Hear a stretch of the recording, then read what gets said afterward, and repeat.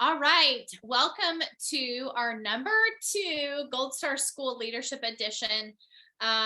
We are going to be talking on the intrinsic motivational stack tonight. Makes me sound smart, I think.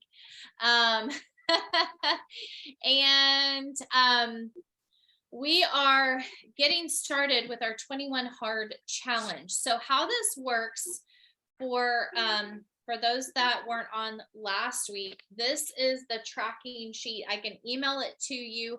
We are starting it today. So you're not too late. You can definitely jump in and still get started. But what I need you to do is I need you to tell me, where am I at? Right here. I need you to tell me what your 3 hard things are going to be. And there's in 3 different areas. One is personal development or spiritual. Number 2 is physical. And number 3 is nutrition. And this is the things that you're committing to every single day. And when you do that every day, you get 10 points. Okay, that's down here at the bottom. And then for your Mary Kay business, there are 3 weeks or 21 days. Okay. And you get points for things that you do each week. So bookings, your weekly hard form. And so next Monday, when you do your Reco form, it'll also have your 21 hard questions in there. You're tracking for that. A single face, 100 retail, 100 wholesale, double facials, pearl party, meeting with your coach or your director, like your coaching session, or a session of 3 or more, or a new recruit. So those are the things that you get points for. And like I said, I can email this to you, but here's like just a quick look at the point system. And we're having 2 rounds. So the first round starts today for 21 days. So we'll end on the last day of the month. And I'm looking for the points. I wrote that down. Where did I put it? Hold on. So I know when you hit 200 points for the first, or for either one, okay, for either round,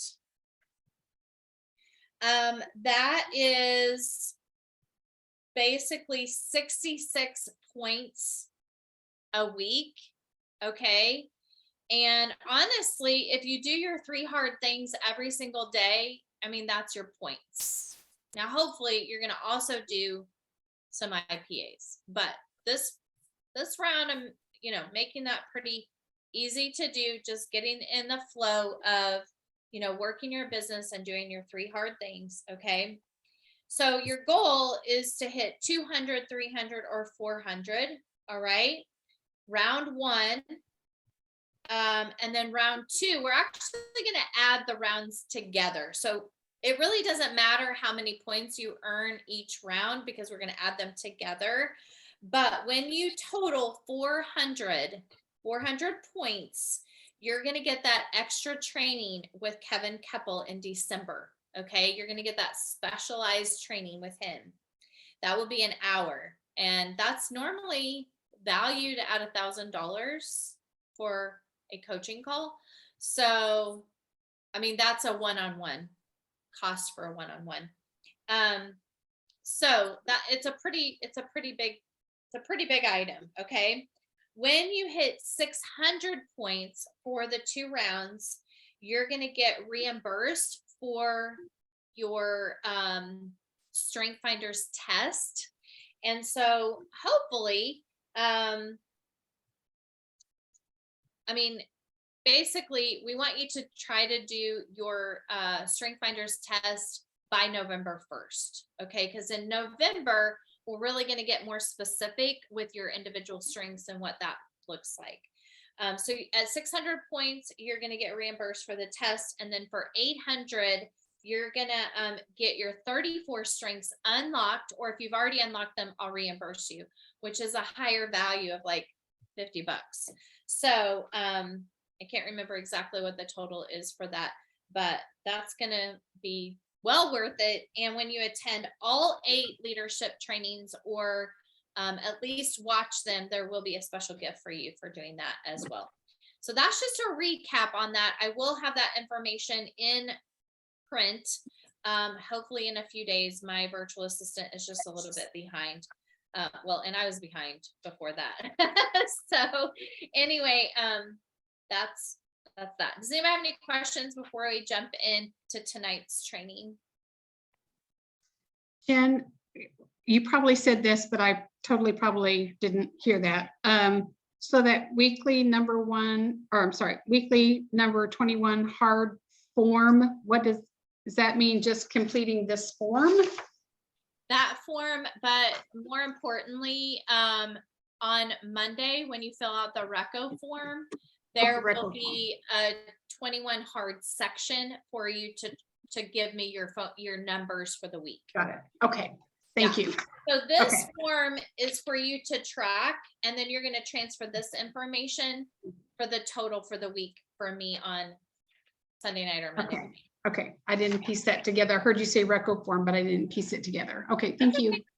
That's okay. Awesome. Good question. All right. Well, tonight we are going to talk about the intrinsic motivational stack. Now, this intrinsic motivational stack is a component of what is considered motivation. Okay. So there are 3 parts to motivation. Number 1 is drive. Number 2 is grit. And number 3 is goals. So those 3 things make up motivation. Okay. And we're going to kind of talk about that tonight, but we're actually going to talk about the drive part. Okay. What drives you? What components do you need to have drive? Okay. So I have this gnat that's totally driving me crazy. Amy McCann is on, and Amy is actually taking coaching from Kevin as well. And we were in the same group for a few months anyway. And so I am going to give her permission if she wants to jump in and add anything. She's welcome, because I'm pretty sure she's been through this training as well. And so she might have some things to add in. But we're going to talk about the component of drive. Okay. So remember, there's 3 parts to motivation: drive, grit, and goals. Okay. And that first one is drive. So what's going to make up drive? Okay. Now what makes up drive is the intrinsic motivational stack. And that is 5 different things. Okay. The first thing is curiosity. Number 2 is passion. Number 3 is purpose. Number 4 is autonomy. And number 5 is mastery.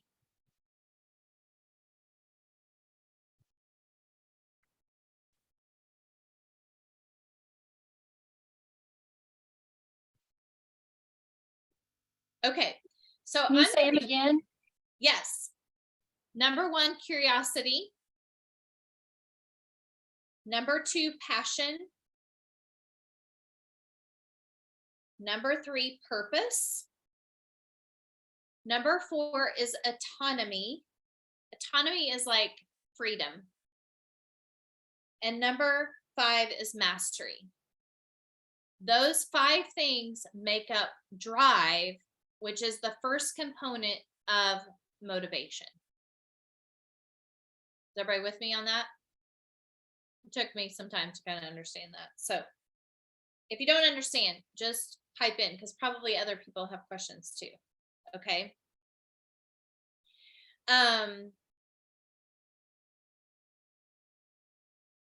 Okay, so when we are disconnected from something, disconnection can actually cause anxiety and depression And it also can disconnect us from meaningful values and meaningful work. So, part of motivation or part of drive is going to be being connected. And when you are connected, you're going to have more meaningful values and more meaningful work. And so, we're going to talk a little bit about that. First of all, I have this handout or sheet, and if you want a copy of this, I can email it to you. I have permission to do that.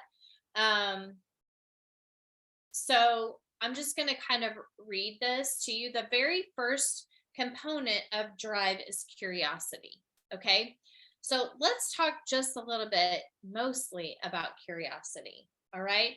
So if we want more, it's not about doing more, it's about being more. And I know you guys have heard that before. Exploring curiosities breeds passion, which creates purpose. Have y'all ever really not understood what your purpose is or what your why is? Anybody ever kind of struggled with that? This is a really great exercise that I think helps you kind of create your purpose or your why. So there's 10 ways to be curious. Number 1, listen without judgment. Don't make assumptions, exploring options rather than complaining, blaming, or defending. Number 2, ask questions relentlessly. Curiosity begs us to ask what, why, who, when, where, and how to get at the deeper stuff. Number 3, never get bored.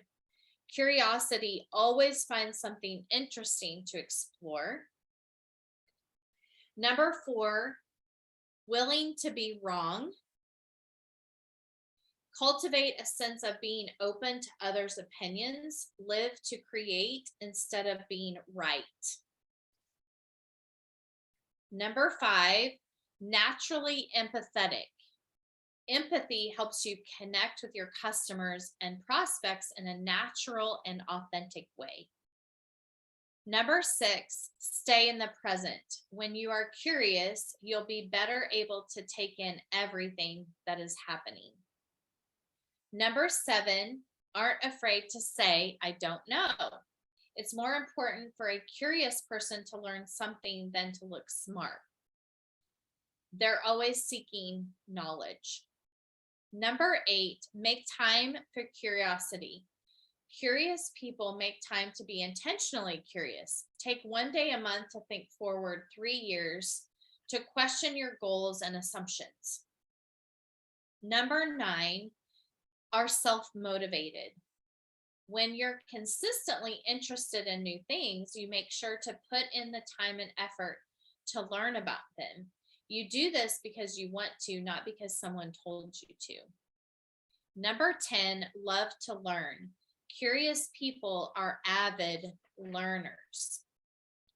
So we're going to get curious for a couple of minutes. So what I want you to do, and this will probably be part of your homework, but what I want you to do is I want you to start thinking about things that you're curious about.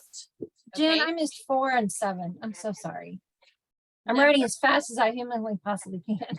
That's okay. I mean, it's going to be recorded, so you can go back and listen to it for sure. And I have this as a handout, so I just said that you can ask me and I'll send it to you if you don't want to write it all down. But number 4 is willing to be wrong.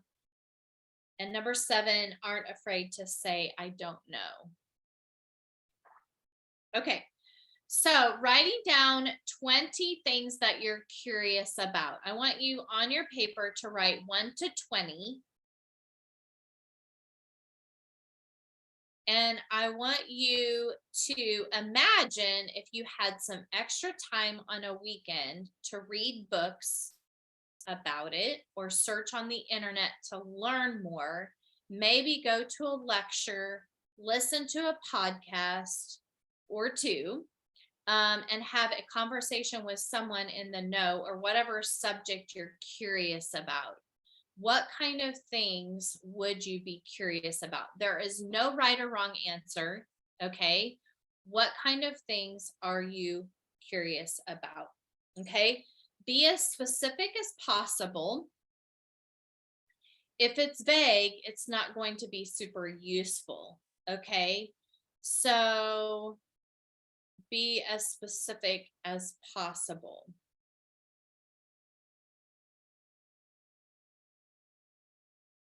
Okay, I'm going to give you like just a couple of minutes to work on that. I'm going to run to the bathroom and then I'll be right back.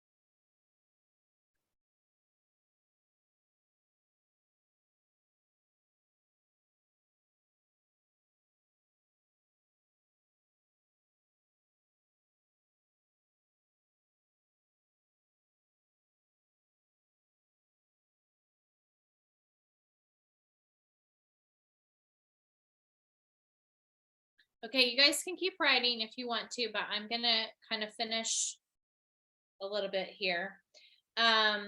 So the biggest thing is we're working to get towards flow. Okay. And I actually love this subject. I'm really interested in it because I don't know about you, but when I'm in flow, I feel harmonious. I feel happy. I feel excited. I feel like I'm successful. And so getting into a flow is important to me. So I love learning about this because increase of motivation will help you get to that flow. And it is mostly the happiest people in the world have a flow. Okay. So you might be curious about what it would be like to, for me, it was like running a half marathon. Okay. I'm just going to use that as an example. Okay. So my curiosity then got me started, like, what does that look like? How would you train? Like finding someone who else does that? Like, you know, how would that work? And so, learning a little bit more about it builds curiosity. Or maybe it's, maybe I'm kind of blank on scenarios, but um, maybe it's about travel. Okay, maybe you're curious about, what it would be like to go to the beach or take your family, on vacation or something like that. It doesn't have to be like exercise or something like that. It can be anything, like anything that you're curious about. Okay. So curiosity is then going to build your passion for the subject, right? And then it's going to build your purpose. And then your purpose is going to give you freedom. And that then is going to help you build mastery on that subject. And then ultimately, the drive for motivation, which is, remember, part of drive is part of motivation. Okay. So, mastery. Okay, so just in case you don't know what these two meant, which I didn't, but autonomy is the desire to have freedom or to do it any way that you want to. Okay, that's autonomy, is doing it your way. Okay, mastery is basically doing what you love to do or having the freedom to do it, but doing it to the best that you can. Okay. So creating that will. Okay. So now what you're going to do is you're going to take your list of items, and if you didn't get 20 written, then I would like for you to take some time in the next few days, if you can, just because it'll be fresher on your mind to finish that list. Okay. And what you're going to look at is where you have where the ideas intersect for or multiple curiosity streams cross. Okay. So let's say you have some similar things. For instance, I did this with Cass. Well, I did this with the directors over Friday Night Live, or when we did the thing a few weeks ago, and Cass and I kind of worked on this together. I worked with her on this, and so basically, what she found is that she was curious about why she wasn't performing at a certain level. What was stopping her? Like, it seemed like all the things that were curiosity really intersected to personal growth. And so she learned about herself that really her passion is on building herself or learning more about what she can do different to create more for herself, which will then create her purpose, and then giving her freedom to do it the way she wants to, and then doing it well. Okay. So you're looking for ideas that intersect. Okay. Does that make sense? You have, once you do that, okay, you have these curiosity streams crossing. You have created the necessary conditions for pattern recognition. This is a great thing because it breeds passion. When you're passionate about something, a purpose will emerge. Remember, you don't have to just have one purpose. Okay. So you might have, in these 20 things, you might have 2 things that kind of intersect or that come out. Okay.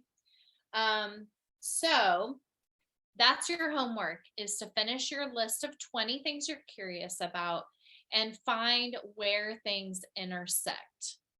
Okay. Anybody have any questions on that? And Amy, do you have anything to add? Sure. I actually am so thankful that he's been doing this. Let me see what my notes say, since September 6th. because I think it took some time for me to kind of grasp and understand. But you just go back over and over to that intrinsic stack. And what I really loved about learning with flow is that I've always kind of thought of it in the idea of work or athletics or performance in that respect. But flow can even be, in a day with your family or just in your personal life and things that you're doing. And flow, Kevin described that one time as where 1 hour goes by, but it feels like 5 hours went by because so many things happened in that time that you just got a lot done in that time. And I never quite realized that you could create that flow. And so, one of the things that I had talked about with my daughter's volleyball team when I was talking to them about this is that sometimes you have people who do have sort of a mastery and an autonomy to it, but they don't really have that curiosity or that passion, and it's just that idea of just going through the motions. And so on my daughter's volleyball team, she has a girl who is so good. Like every time she nails it, but she does not have passion or curiosity, and you can tell. And then she has another girl on her team who has so much passion, so excited, so like always in there, always going after it, but she does not have mastery. And so things will just go flying, like the ball goes the opposite direction. And I said, you have to begin to take control of these things so that you can start with that curiosity. Then you can move to that purpose and that passion. You can move to the autonomy and you can create that mastery. And when you do that, then things fire off. Like you probably have had these girls, because I have it often, where I'm like, everything I touch today is gold, but I don't know how to recreate that. And so this really just helped me to understand how you recreate that, because I will tell you, in 28 and a half years of my business, there's plenty of times where I've had autonomy and mastery. I've had no curiosity or passion. And it's not as fun. And it's not like we're supposed to wake up every day and have fun, but it is great to be able to create something that excites you and reignites you even after all the years of doing your business. So it might seem a little bit like overwhelming information or such a new crease in your brain that it's kind of like, how do I wrap my brain around this? But just stick with it and really kind of meditate on it, and ask yourself a lot of questions about it. Like, am I being curious about whatever it is you're doing? Because it doesn't have to be Mary Kay, but even in Mary Kay, like, am I being curious? So for me, you know, our business is based around bookings. And so I really had to step back and say, am I going into this with I'm excited to meet new people. I'm curious to see who it is I'm going to meet today so that I can create the excitement so that my mastery can come through, but it isn't grinding out the mastery. It's doing it with excitement and doing it with intention and purpose. So keep those 5 things at the forefront of your mind, but know that there's a lot of information behind it and you'll learn a lot more about it. And then it'll make a lot more sense as you spend some time with it. Yeah, that's great. Thank you. I was going to share a story about you, Amy. A few months ago, Amy and I were kind of doing a coaching call, and we got to talking about rebooking and the follow-up facial, and her curiosity of really figuring out how she could become a master at rebooking has now resulted into she doesn't really have to do much of the grind, is what she calls it, but warm chattering and lead generating, because she's becoming a master at rebooking and getting those guest list referrals so that she can do parties for that follow-up appointment. And I've seen her really work on that the last few months. And I think this is a perfect example of this very thing of motivation. She's motivated to figure out how to do the rebooking, but it all started with curiosity. And so that's going to create better mastery and more power through it, because she's gone through each of the steps. You don't have to have them all to have drive, but when you go through each step and you have each step, it is more powerful and more, what's the word? More, it's going to stick better. So hopefully that makes sense. But anyway, any questions on this, or what you, the exercise, or what you wrote down, or anything like that? Anybody have any thoughts? Is this interesting? Yeah, it's interesting. It's also befuddling because I haven't thought about what am I curious about. And I was going, huh? I know, right? I was like, it took me forever to get like, just to write down. Sounds like a vague, yeah, it was interesting. Yeah.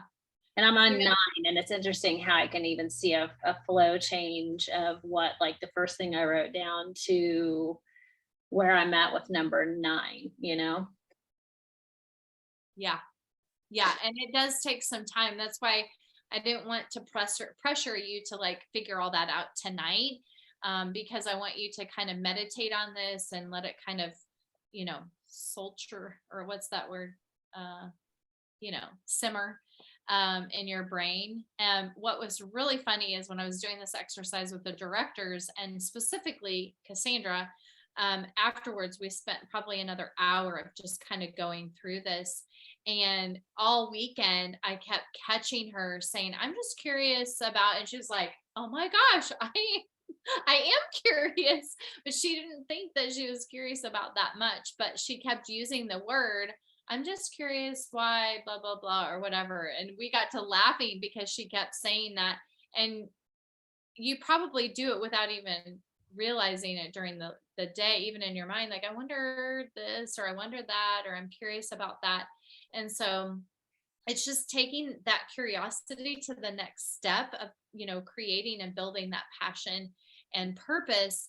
And when we build that in our Mary Kay business, we're going to be more motivated to do the things that are necessary to, you know, to create that purpose for us. And I think we find ourselves sometimes not motivated for our business, or not at a place where we have drive for our business. And I think this is the first step of figuring that out.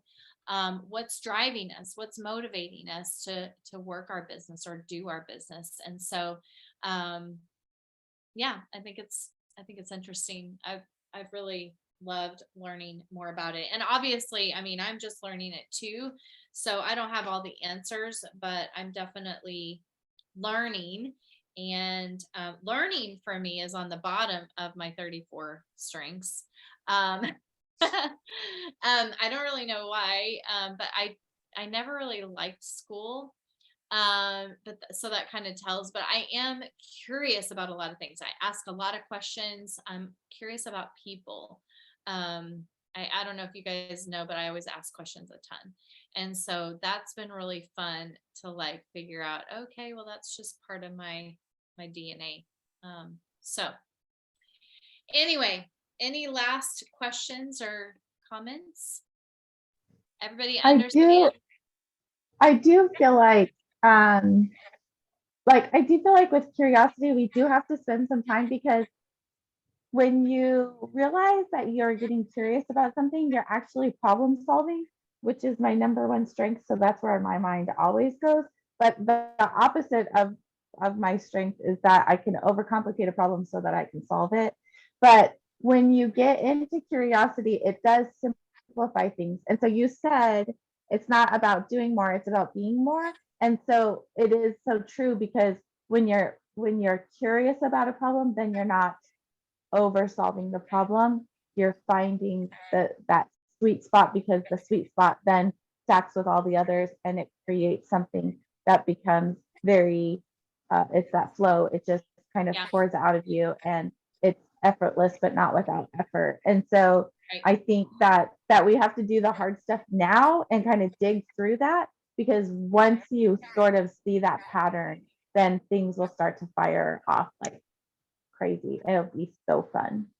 Yeah, it's where you build your creativity and where you get your flow. Yeah. Awesome. Okay. Any last things?